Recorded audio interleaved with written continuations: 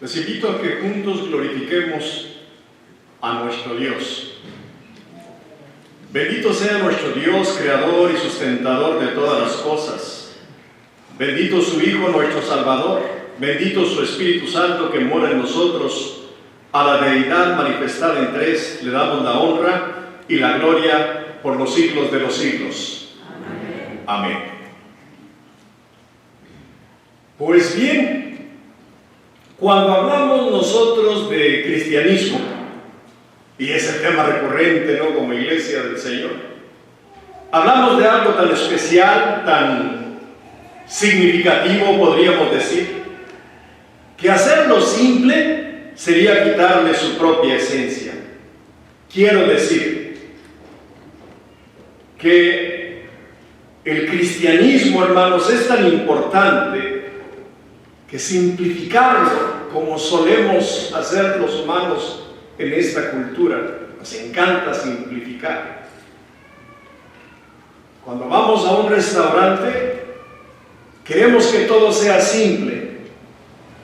Quiero una hamburguesa, quiero papas fritas y quiero un refresco y lo quiero así, y así lo obtengo.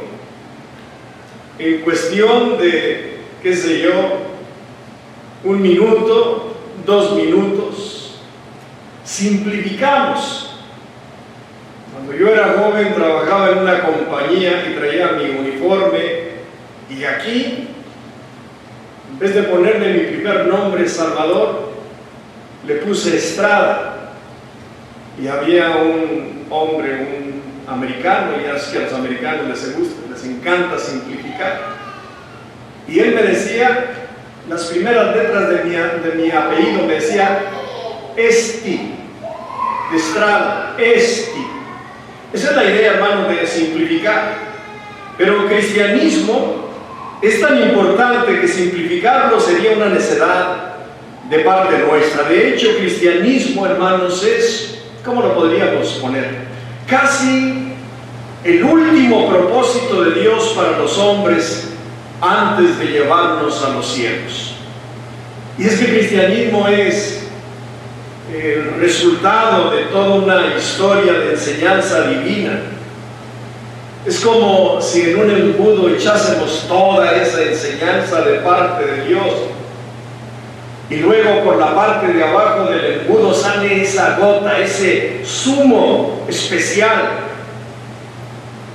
Un embudo donde Dios ha volcado toda una serie de enseñanzas especiales para lograr ese propósito en nosotros. Es como si dijésemos, cristianismo es el resultado de los propósitos de Dios en los hombres. Y es que el cristianismo, hermanos, no es de hombre. Cristianismo, la idea de cristianismo bajó de los cielos y se compone de verdades divinas. Cristianismo se compone de revelaciones particulares, de enseñanzas, de ejemplos. Desde la verdad primera de entender a nuestro Dios como Dios creador de todas las cosas y nosotros creación de Él, hasta la verdad última de entender a nuestro Dios compartiendo su morada celestial con el cristianismo triunfante en Cristo Jesús. Pero no sin antes pasarnos por toda esta serie de verdades, esa revelación, y ponga usted atención a esto que voy a decir. Pasarnos por toda esa serie de verdades de una revelación consecutiva, una revelación coherente, una revelación normativa y también, hermanos, formativa. Y un punto en esta serie de verdades está el sacrificio. Y hoy queremos seguir hablando de ese tema, el sacrificio. Y buscamos encontrar a través de la Sagrada Escritura palabras, conceptos, ideas que nos hablen de este significado, de qué significa el sacrificio y si hay una aplicación para nosotros en el cristianismo. En otras palabras, buscamos encontrar en esa verdad única y especial que Dios llama sacrificio, cuál sea el sentido que éste tenga para nosotros, pero particularmente, cuál sea el sentido del sacrificio para ti en particular, para mí personalmente. Y si es solo información o si conlleva obligación, si es algo que el resultado se recibe, que el sacrificio hecho por nuestro Señor Jesucristo simplemente es un sacrificio que se recibe, o es un ejemplo sacrificial que se tenga que vivir. Porque si leemos en nuestras Biblias, casi inmediatamente en el principio de la revelación, podemos nosotros encontrar vestigios de esto en la vida de Abel y de Caín, en ese momento tan especial de estos dos hombres, de estos dos hermanos, acercándose a Dios para servirlo, acercándose a Dios para adorarlo, acercándose a Dios para ofrendarlo. Y dice la Sagrada Escritura, porque este es un sermón temático, allá en Génesis capítulo 4, versículo 3. Y aconteció andando en el tiempo que Caín trajo del fruto de la tierra una ofrenda a Jehová. Y Abel trajo también de los primogénitos de sus ovejas, de lo más gordo de ellas, y miró Jehová con agrado a Abel y a su ofrenda. Debemos intuir, creo yo, que su padre,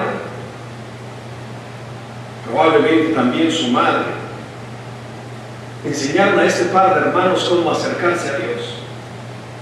Acercarse a Dios como corresponde a alguien que cree. Y se nota, ¿no?, que buscaban ese acercamiento, pero con ese sentimiento, con ese propósito de querer agradarle. Y el acercamiento lleva, hermanos, una ofrenda. En sus manos llevaban, cada uno de ellos, en sus manos llevaban el resultado de lo que cada uno de ellos era. El campesino, el trabajador de la tierra, se acerca a su Dios y trae en sus manos del fruto de su trabajo, de lo que él es. Asimismo, Abel se acerca a Dios llevando en sus manos el resultado de lo que él es.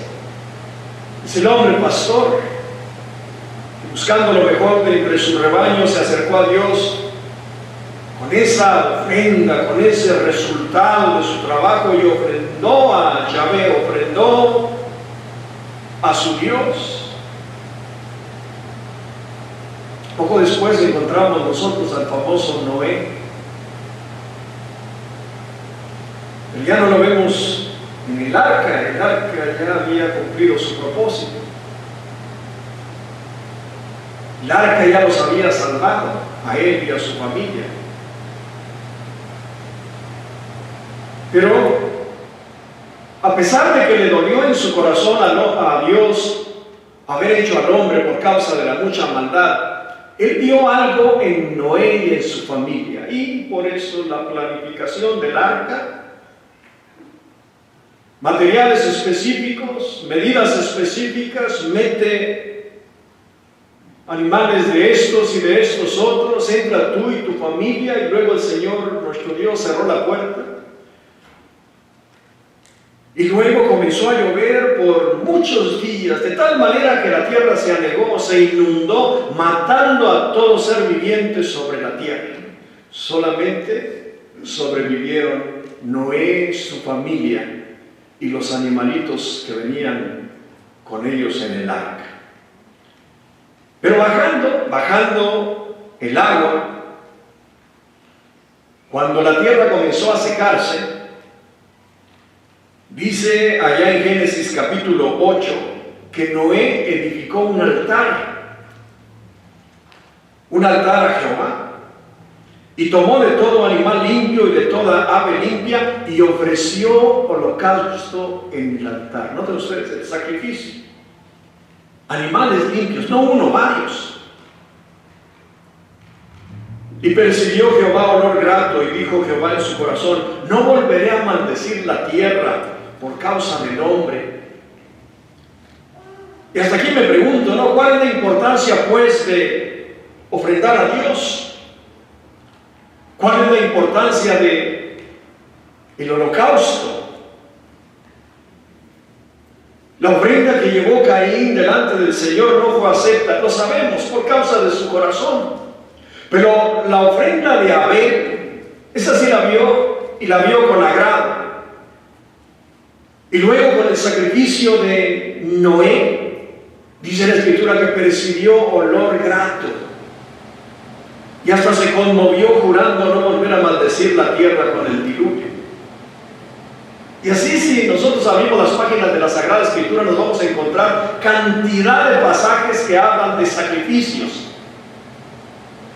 Desde la edad patriarcal hasta la edad mosaica. Yo no sé por qué en el cristianismo no hablamos de sacrificio. Y si hablamos poco. Dice en la Escritura, allá en Génesis capítulo 22, encontramos nosotros al patriarca Noé. Y comenzó un diálogo de Dios con este hombre. Abraham se oyó, llegó hasta sus oídos. Y este hombre respondió: heme aquí. Le dijo: toma ahora tu hijo, tu único, Isaac, para que no haya, que no entendí, tu hijo, tu único, Isaac, a quien amas, y vete a tierra de donde yo te diga, y ofrécelo allí en holocausto sobre uno de los montes que yo te diré. Y Abraham preparó todo el viaje, se hizo acompañar con unos siervos, llevó a su hijo,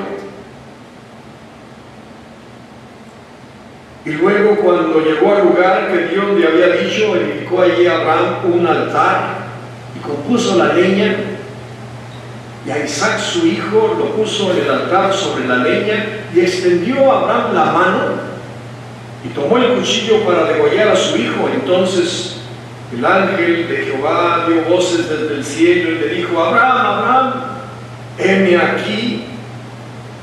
Le dijo: no extiendas tu mano sobre el muchacho ni le hagas nada, porque yo conozco que temes a Jehová, por cuanto no me rehusaste tu hijo, tu único. Los escépticos, porque de estos hay muchos enfrente de la Sagrada Escritura, siempre buscando detallitos para denigrar la imagen de Dios. Los ateos, los escépticos, los no creyentes dicen que ¿cómo puede ser posible que un Dios que es todo amor y que se revela como amor le pida a un padre que le sacrifique a su hijo? Y es que de verdad es una situación terrible, cruenta, un sacrificio humano, oiga usted. Y eso los hombres, generalmente hablando, no lo vemos bien. Es más, lo vemos como algo fuera de lugar. ¿Por porque es algo que va en contra de natura. ¿Cómo puede ser posible que Dios le pida a un padre que sacrifique a su hijo, que tome un cuchillo y le corte la garganta? Pero Dios tiene un mensaje para todos nosotros, que no solamente es la idea de un hombre, un humano sacrificando a su hijo, es más bien la idea de un Dios sacrificando a su propio hijo por amor a todos nosotros. Porque no podemos negar que ese hecho allá en la historia de Abraham y de el sacrificio que estaba por hacer en su hijo Isaac, en aquel momento se torna como un dedo índice hacia el futuro, hacia aquel día en que Dios nos entregaría a su propio hijo en sacrificio por nuestros pecados. Pero todavía, hermanos, la pregunta está vigente.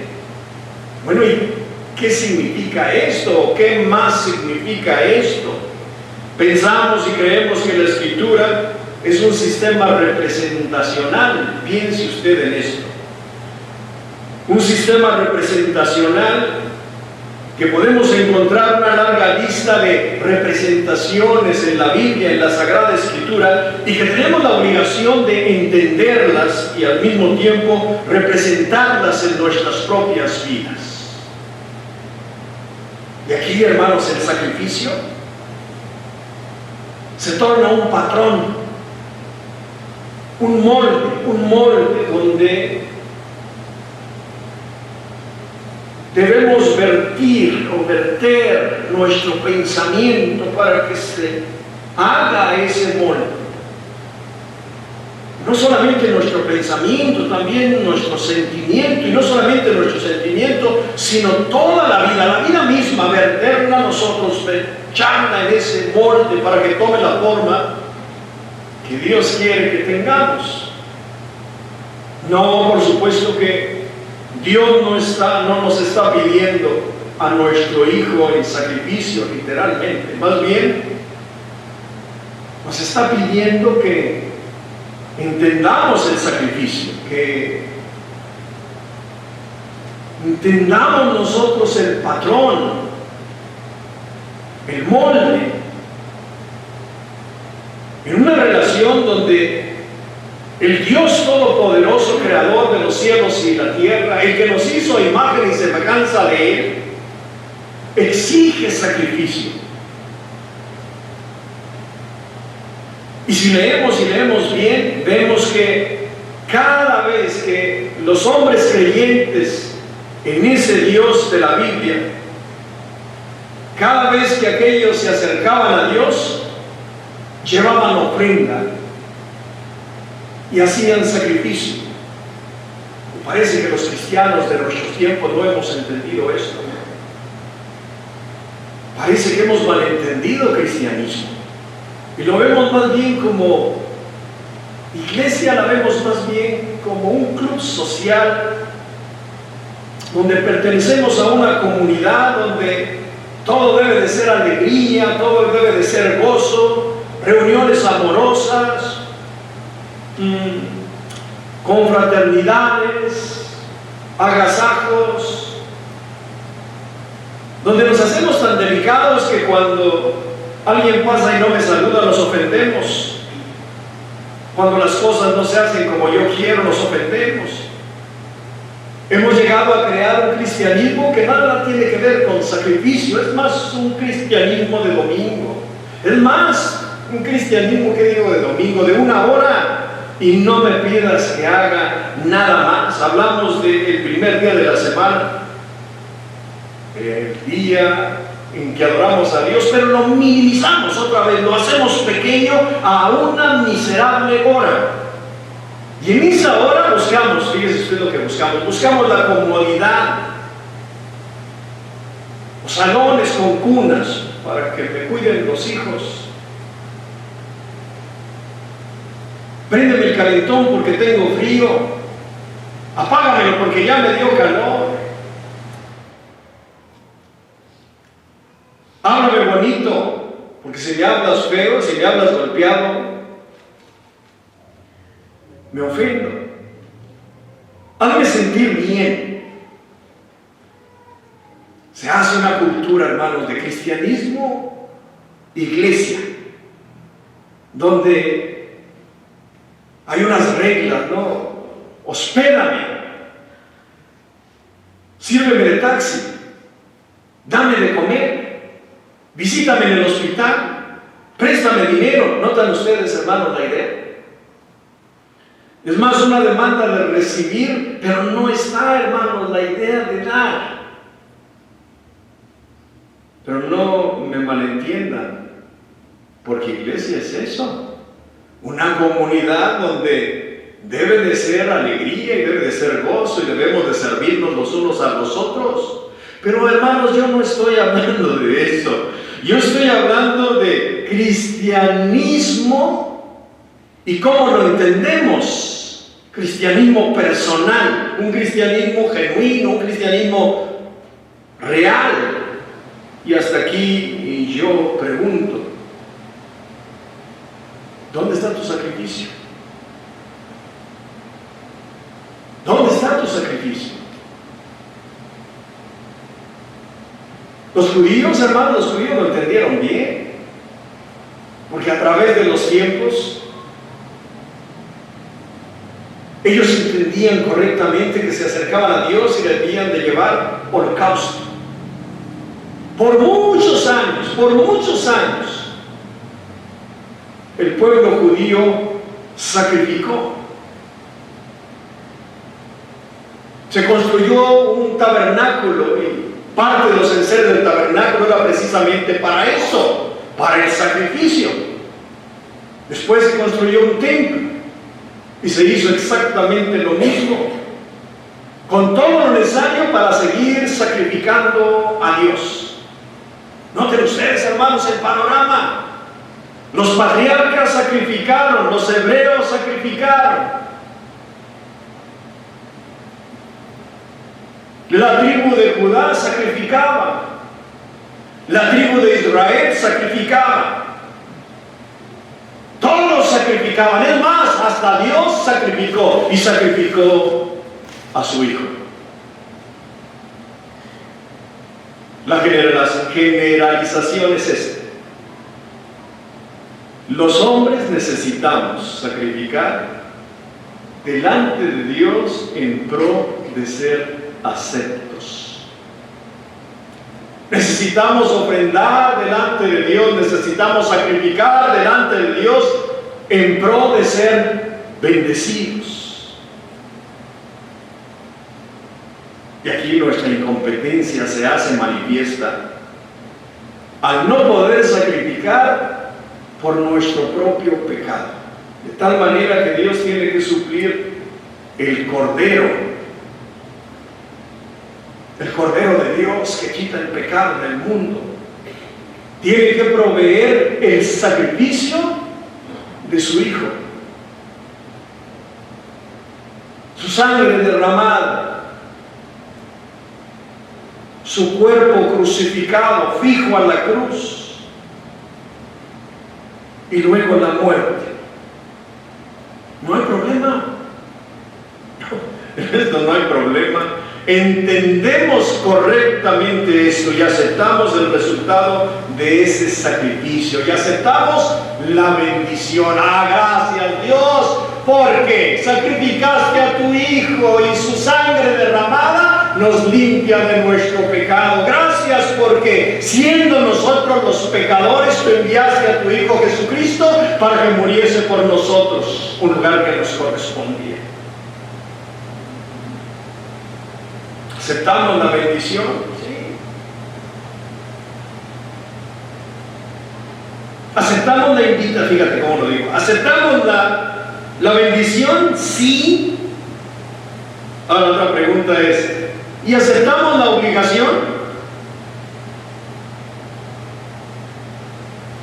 No solo de presentarnos a nosotros mismos como sacrificio vivo y aceptable a Dios, pero también de entender y representar en nuestras vidas el principio y la verdad del sacrificio.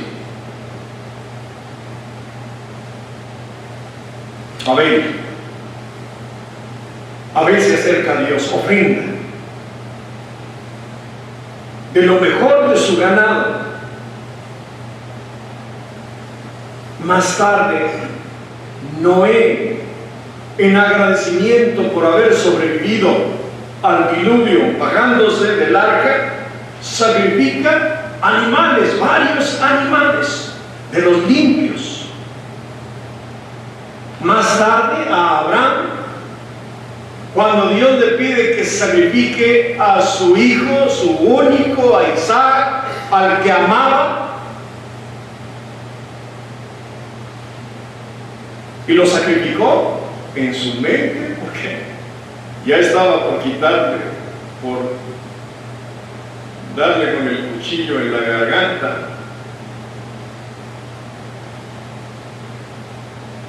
¿Y estos sacrificios agradan a Dios? Dice la Escritura que sí. Y no solamente eso, devuelve bendición. Porque sacrificio conlleva, hermanos, dar y recibir. Tal vez necesitamos decir, dar para recibir, sacrificar para recibir. Y eso es lo que me pone a pensar, ¿no? La insistencia a lo largo de la Sagrada Escritura del sacrificio. La insistencia del sacrificio a lo largo de la Sagrada Escritura. Y eso nos dice, hermanos, de la importancia que Dios le da a este rubro, a este tema. El cristianismo, creo yo, hermanos, no puede ser sin el sacrificio. Y comienza con el sacrificio de Cristo. Se hace realidad con el sacrificio del hombre. Al matarnos a nosotros mismos en la obediencia del Evangelio. Eso es lo que dice Romanos capítulo 6 del versículo 1 en adelante. Fíjese usted. Que pues diremos, perseveraremos en el pecado para que la gracia abunde. En ninguna manera, porque los que hemos muerto al pecado, ¿cómo viviremos aún en él? ¿O no sabéis que todos los que hemos sido bautizados en Cristo Jesús, hemos sido bautizados en su muerte? ¿Qué significa bautismo? Sumergidos. Vamos a aplicarlo. ¿O no sabéis que todos los que hemos sido sumergidos en Cristo Jesús, hemos sido sumergidos en su muerte? Porque somos sepultados juntamente con Él para muerte por el bautismo, a fin de que como Cristo resucitó de los muertos por la gloria del Padre, así también nosotros andemos en vida nueva. ¿Por qué? Porque si fuimos plantados juntamente con Él en la semejanza de su muerte, así también lo seremos en la de su resurrección. Sabiendo esto, que nuestro viejo hombre fue crucificado juntamente con Él, para que el cuerpo del pecado sea destruido, a fin de que no sirvamos más al pecado. Porque el que ha muerto ha sido justificado del pecado. Y si morimos con Cristo, creemos que también viviremos con Él, sabiendo que Cristo, habiendo resucitado de los muertos, ya no muere. La muerte no se enseñorea más de Él, porque en cuanto murió, el pecado murió una vez por todas, mas en cuanto vive, para Dios vive. Así también, no te la idea, así también vosotros, considerados muertos al pecado, pero vivos para Dios en Cristo Jesús, Señor nuestro. No reine pues el pecado en vuestro cuerpo mortal, de modo que lo obedezcáis en sus concupiscencias, ni tampoco, ponga atención por favor, ni tampoco presentéis vuestros miembros al pecado como instrumentos de iniquidad, sino presentaros vosotros mismos a Dios como vivos de entre los muertos, y vuestros miembros a Dios como instrumentos de justicia. Si este pasaje, hermanos, no está hablando de sacrificio, si esta Sagrada Escritura no está hablando de tu sacrificio, entonces ¿de qué está hablando? Si esta Sagrada Escritura no está hablando de nuestro sacrificio, entonces ¿de qué está hablando? Y es la enseñanza, hermanos, de un continuo sacrificio, pero no para muerte como en la antigüedad, o sea, se mata el cordero y se incinera y aquel cordero ya no existe más, sino en la semejanza del Cordero de Dios, que muere y resucita. Y asimismo nosotros, el viejo hombre, muere en la cruz y resucitamos juntamente con Cristo. Y luego el siguiente versículo. Así que, hermanos, por todo esto que hemos dicho, así que, hermanos, os ruego por las misericordias de Dios, que presentéis vuestros cuerpos en sacrificio vivo, santo, agradable a Dios, que es vuestro culto racional. O sea que hay una representación continua del sacrificio en nuestras vidas. En la ofrenda diaria nuestra, la ofrenda diaria de sacrificar nuestra carne para no pecar. Es la idea de que cada vez que nos acerquemos a Dios, necesitemos sacrificar. Pregúntate a ti mismo. Hoy que hemos venido para agradar a Dios, ¿cuál es el sacrificio que traes delante de Él?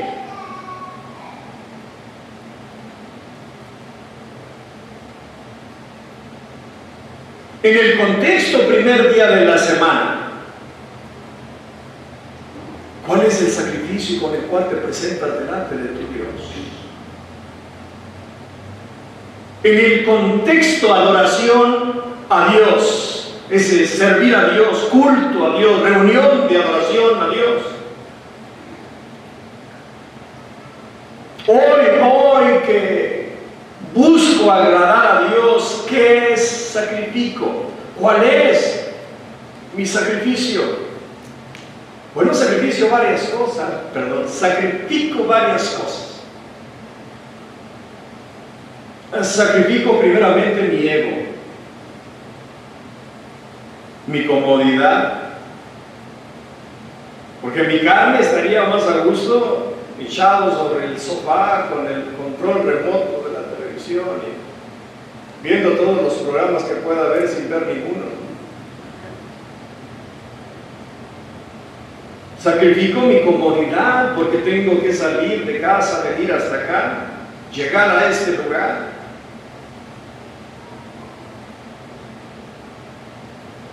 Hoy estoy sacrificando hasta el calorón que tengo aquí enfrente, porque los calentones están prendidos, pero algunos de ustedes tienen frío. Sacrifico lo que soy. Y si yo quiero ser un cristiano real, un cristiano genuino, un cristiano, déjame ponerlo de esta manera, si yo quiero ser un cristiano triunfador en la vida, ¿qué necesito sacrificar? Es una pregunta que yo me tengo que hacer y yo mismo me la tengo que contestar. A los judíos en la antigüedad, Dios los probaba, les pedía sacrificio, les pedía ofrendas, les pedía diezmos. Y dice el Señor: probadme a ver si no les abro las ventanas de los cielos para enviar cantidad de bendiciones sobre vosotros. Es aquí, hermanos, donde se pone difícil, porque en nuestros días cada uno de nosotros en particular debemos concluir correctamente cuál sea nuestro sacrificio delante de Dios. Si la Sagrada Escritura es un sistema representacional, ¿qué representa el sacrificio para mí? Y si lo puedo representar fielmente como Dios está esperando que lo haga. Y pregunto, Abel, ¿qué sacrificaste para agradar a Dios? Abel contesta, lo mejor de mi lado. Noé, ¿qué sacrificaste por agradecimiento a tu Dios? Noé contesta, varios animales limpios, y el Señor se agradó del olor. Abraham, el padre de la fe, ¿qué sacrificaste delante de Dios para ser bendecido enormemente y ser reconocido como el padre de la fe? Abraham contesta, sacrifiqué lo que más amaba. Y el sacrificio de Abraham es extremo. Bueno, si el sacrificio de Abraham es extremo, piense usted en el sacrificio de Dios. Sacrificar a su hijo. Siendo Dios, no tenía que hacerlo. Podría en este día otra vez estar dolido en su corazón, como en los tiempos de Noé, porque la maldad de los hombres es mucha, y simplemente él podría haber tronado los dedos, chisqueado los dedos y matar a todos los pecadores. Que descienda fuego del cielo y que mate, que queme totalmente, carbonice totalmente a los pecadores empedernidos, a los asesinos, a los mutiladores, a los ladrones, a los violadores, a los malos hijos, a los golpeadores, a los mentirosos, a los difamadores, a los blasfemos. Pasando por el cristianismo también cómodo, ese cristianismo de buró, de sofá, ese cristianismo de domingo, o de una hora el domingo, ese cristianismo entre comillas, que siempre está demandando ser servido, ese cristianismo que no ofrenda, cuando ofrendan migajas, ese cristianismo que no sacrifica, porque no sabe sacrificar. Ese cristianismo que quiere ir al cielo sentado en primera clase. Y la pregunta es, ¿y yo qué necesito sacrificar? La pregunta es, ¿usted qué necesita sacrificar?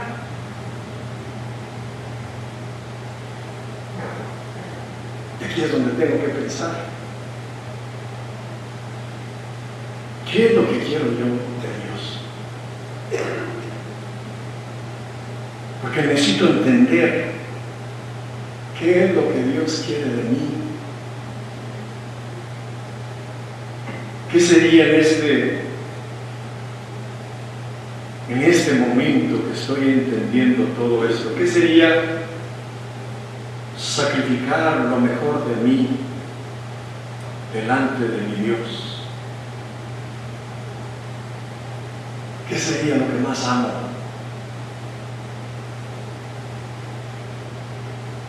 Ahora toma sentido. Muchas cosas en mi vida. Ahora toma sentido la viuda dando el centavito,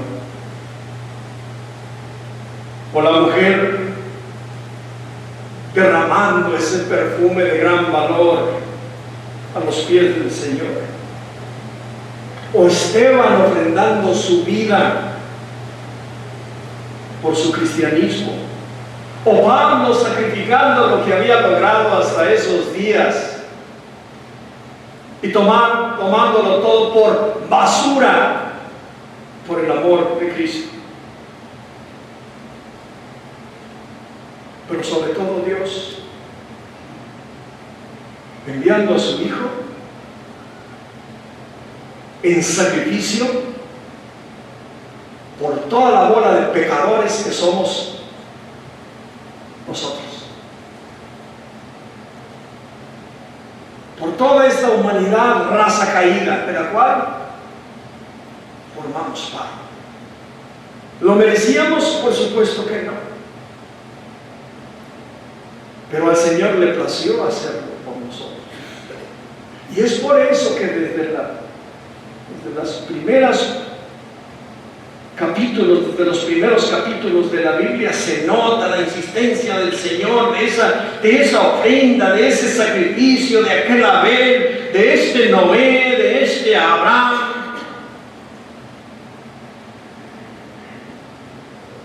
Creo yo, hermanos queridos, y con el corazón en las manos se los digo, que si no hemos entendido el sacrificio como parte de nuestro cristianismo, no hemos entendido el cristianismo. Pero hasta aquí, yo quiero preguntarte a ti, mi hermano, mi hermana, ¿qué estás dispuesto a sacrificar hoy delante de tu Dios? Y aquí en mis notas dice conclusión, pero está en blanco, porque la conclusión tú la vas a escribir.